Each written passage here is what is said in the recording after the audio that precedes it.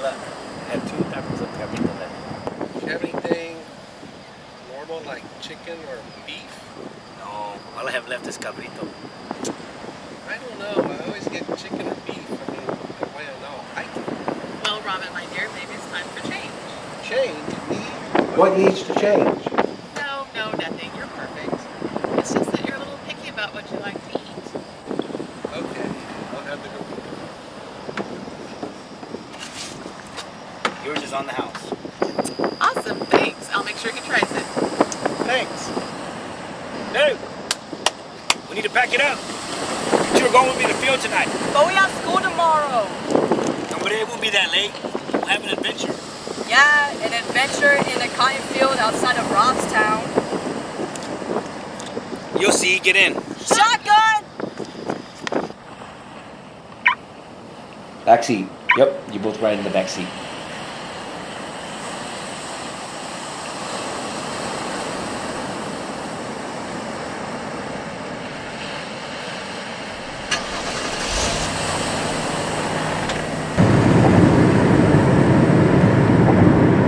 I have no bars. There's no service here. Well, that's good. It means we're almost there. I'll tell you some stories. I told you it'll be fun. Dad, you tell the same stories over and over. So I like to recycle. That's good. Well, tonight I'll tell you a real story, a family story. It doesn't look like we're anywhere. No, this is the spot. I come out here every night. Why? You'll find out all about it when I tell you the story. You get the ice chest. I can't carry that. It's too heavy. There's nothing in it except 1 can of warm beer. I think you can handle it. Follow me.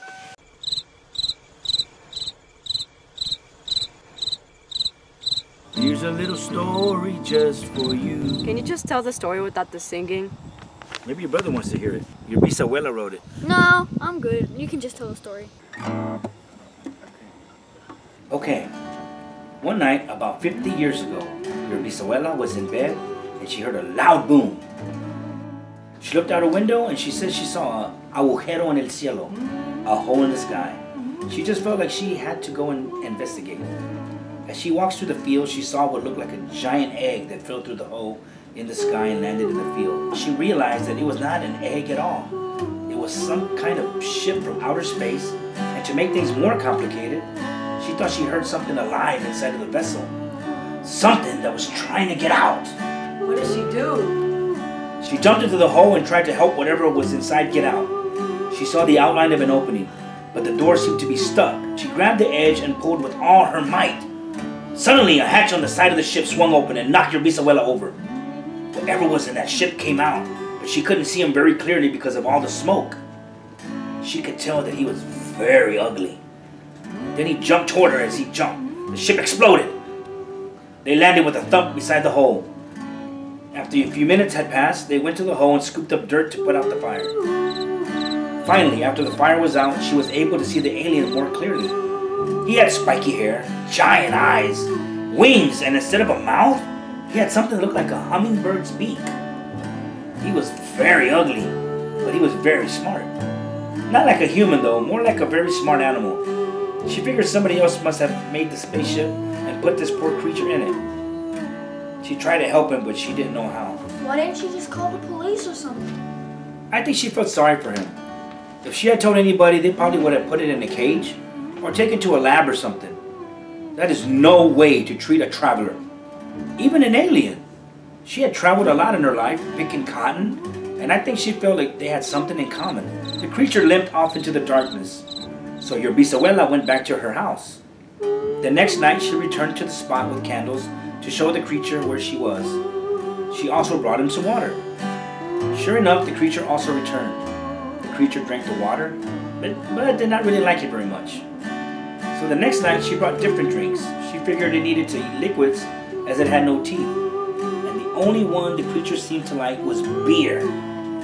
For weeks, she would meet the creature every night and she would bring beer. She wondered how a creature could survive on just beer. But she soon realized what was happening when the creature flew off into the night. Pretty soon, she heard the local farmers talking and then later read the newspaper articles. The creature was attacking goats and sucking all of the blood from them. The creature was what they call the chupacabra. Your bisabuela knew that some angry farmer was going to kill the poor creature, So she decided that she would have to train the chupacabra to bring her the goats it drained of blood. She would only give him the beer if he would bring her the goat. A farmer probably wouldn't miss one goat, but he would certainly notice a goat's body with all of the blood drained out. So the chupacabra would deliver one goat every night, and your bisabuela would bring the chupacabra one beer. That chupacabra would even drink generic beer, so it was a pretty good deal. And we ate a lot of cabrito when we were little.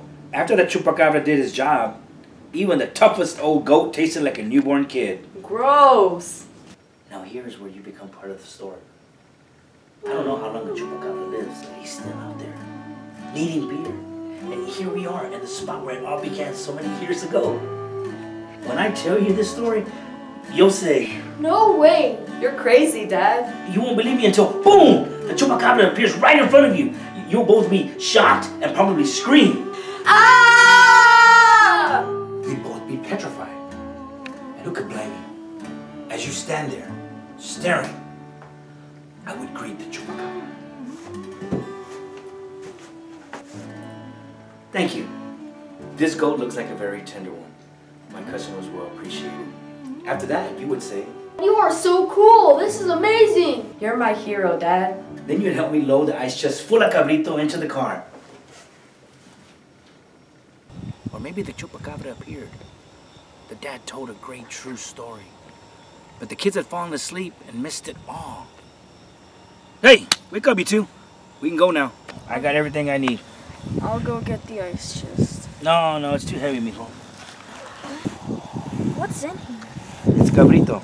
Where did it come from? It's a long story. I'll have to tell you some other time. Mija, that's why I tell you the same stories over and over again. You keep falling asleep. Good night, chupacabra. Thanks for the cabrito. Yeah, thanks for the cabrito, chupacabra. I'll play a recording of your bisabuela song. Does the red light mean it's on? Yes.